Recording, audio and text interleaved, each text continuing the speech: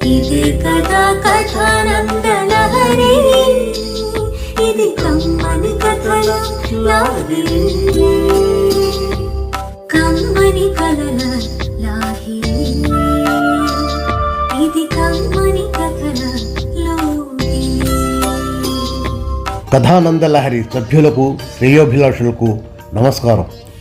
నేటి కథ పుట్టింటికి పెళ్ళాం వెళ్తి. రచన చిర్రావూరి మదన్ మోహన్. సమర్పణ రామ్ ప్రసాద్.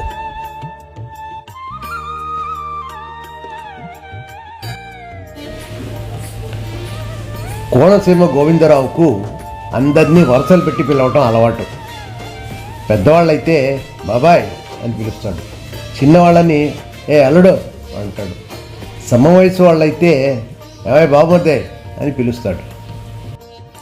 మొదట్లో అందరూ అతన్ని వింతగా చూసినా అలవాటైపోయిన తర్వాత అతి సన్నిహితం అయిపోయేవారు. ఉద్యోగరీత్యా కాపురం రాజమండ్రిలో పెట్టాడు గోవిందరావు. సత్యనారాయణ వ్రతానికి పుట్టింటికి వెళుతూ రాజ్యలక్ష్మి మెడికల్ రెప్ భర్తకు ఎన్నో ఉపదేశాలు చేసి వెళ్ళింది.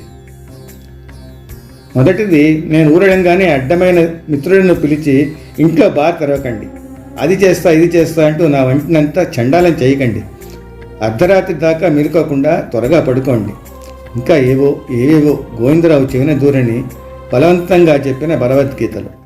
అన్నింటికీ గంగిరెద్దులా తలూపి ఆమెను సామర్లకోట బస్సులో సాగనంపి వచ్చాడు గోవిందరావు. మానవులకు ఎవరు ఎప్పుడు ఏది చేయొద్దంటారో దాన్నే చెయ్యాలనిపిస్తుంది. అదే హ్యూమన్ సైకాలజీ. రాజలక్ష్మి శుక్రవారం పుట్టింటికి వెళ్ళబోతున్న ముందుగానే 2 క్యాండ్ బీర్లు తెచ్చి దాచిపెట్టుకున్నాడు గోవిందరావు. ఆఫీస్ నుంచి వచ్చి శుభ్రంగా స్నానం చేసి 6 బీర్ టిన్నులతో కూర్చుందాం అనుకున్న గోవిందరావు ఇంటి కాలింగ్ బెల్ ఎవరో కొట్టారు. తలుపు తెరిచి చూస్తే 2 వ్యక్తులు సంచితో బీర్ బాటిల్తో సహా హాజరు, నవ్వుతూ. తావయ్య బామర్ది, ఎవరి కొత్త అల్లుడు అని అడిగాడు గోవిందరావు ఆ కొత్త వ్యక్తిని చూసి. అతడు మా ఆఫీసులో కొత్తగా చేరాడు, నాకు అసిస్టెంట్గా. నువ్వు ఒంటరిగా ఉంటావని తెలుసుకుని అతన్ని తీసుకువచ్చా నీ కంపెనీ ఇద్దామని. విధి లేక ఇద్దరిని ఇబ్బందిగానే లోపలికి ఆహ్వానించి తలుపు మూశాడు గోవిందరావు. మొదట్లో తన 2 బీర్ టిన్నులను ఓపెన్ చేసి వారికి పంచడానికి కోసం 3 గాజు గ్లాసులు తీసుకుని పోశాడు. పిచ్చాపాటి కబుర్లతో 10 నిమిషాల్లో గ్లాసులు ఖాళీ చేసి తమ నేర్పరితనాన్ని రుజువు చేసుకున్నారు ఆ వచ్చిన అతిథులు. అంతవరకు బాగానే ఉంది.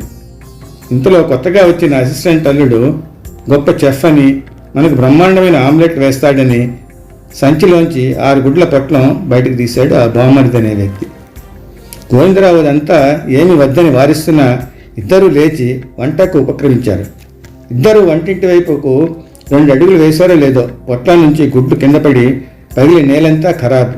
దాన్ని క్లీన్ చేయడానికి అందరూ పూనుకుని అరగంట పైనే కుస్తీ పట్టారు.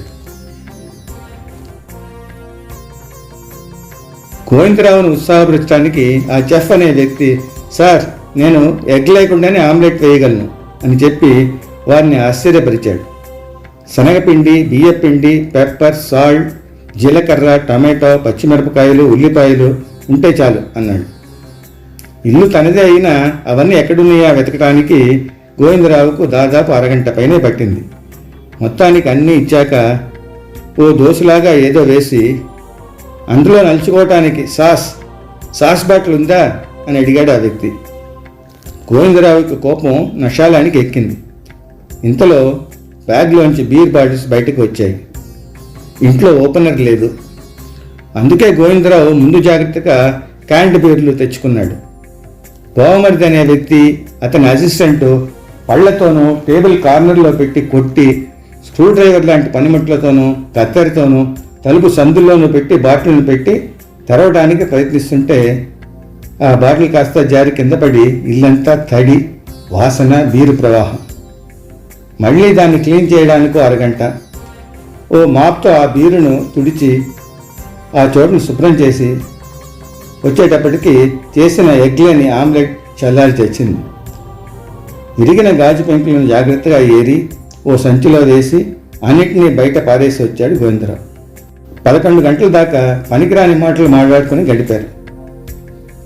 బాగా పొద్దుపోయింది కాబట్టి ఆ అసిస్టెంట్ను ఇంటికి సాగనంపి తమ ఇంటి రెండో గదిలో పడుకోమని చెప్పి తన రూమ్కి వెళ్ళి పడుకుని నిద్రపోయాడు గోవిందరావు. శనివారం పొద్దున్నే కాలింగ్ బెల్ శబ్దం విని లేచాడు గోవిందరావు. పాలవాడు అనుకుని తలుపు తెరిస్తే శ్రీమతి నవ్వుతూ నిలబడి ఉంది ఎదురుగా. లోపలికి వస్తూనే పోలీసు కుక్క వాసన చూసి పట్టేసినట్టు కడుపు దేవుతున్న వాసన కంపలను కనిపెట్టి వంటింట్లోకి వెళ్ళి చూస్తే స్టవ్ దగ్గర దోశపను, దాని చుట్టూ అసహ్యంగా చెత్త చెదారం, హాల్లో కుర్చీలు అస్తవ్యస్తంగా ఉన్నాయి. అక్కడా లిక్కర్ కంపు. మళ్ళీ రాత్రి తెరిచారా బారు? మీరు బాగుపడరు, మిమ్మల్ని ఎవ్వరూ బాగు చేయలేరు, అంతా నా కర్మ. మా తమ్ముడిని చూసైనా బుద్ధి తెచ్చుకోండి, పక్కా జెంటిల్మెన్ అంటూ అని అరిచింది. వంగి చూస్తే కాలిలో గాజు పెంకు, రాత్రి పగిలిన బీరు బాటిల్ది, గుచ్చుకొని కొద్దిగా కాల్లో రక్తం వస్తుంది ఆమెకు. ఇంతలో లోపల నుంచి ఏంటి పొద్దున్నే పని మనిషి అరుపులు అంటూ బయటకు వచ్చి అక్కని చూసి అవాక్కైపోయిన జెంటిల్మెన్ కమ్ నిజమైన గోవిందరావు బావమరిది రాజ్యలక్ష్మితో సహా దొంగలందరూ తలదించుకున్నారు.